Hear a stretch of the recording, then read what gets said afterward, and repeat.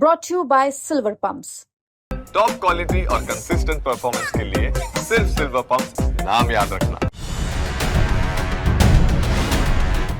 धाराशिवमधील hotel भाग्यश्रीवर पुन्हा दगडफेक।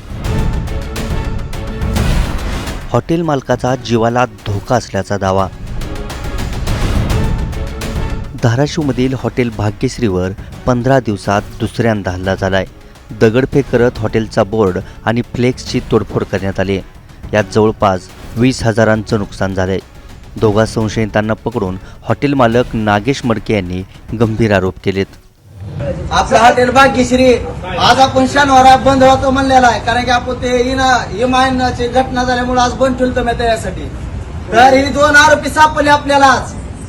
ह्यांनी आज अजून तसंच केलं, आपली तोडफोड माग जावा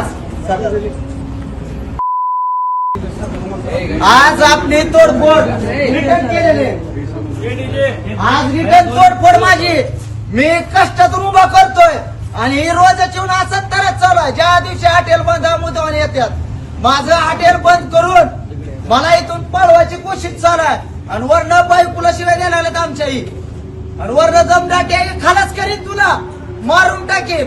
आज मी इथं नव्हतो म्हणून वाचलो, नाहीतरी मलाच मारायला आलती। या प्रकरणात पोलिसांमध्ये हॉटेल मालक नागेश मडकेंनी तक्रार दाखल केली। जीवाला धोका असल्याचा दावाही मडकेंनी केलाय। फोन लावला, गाडी आलेली 10 रुपये आणलेले, आरोपी घेऊन आलेले, त्याचं काही नाही।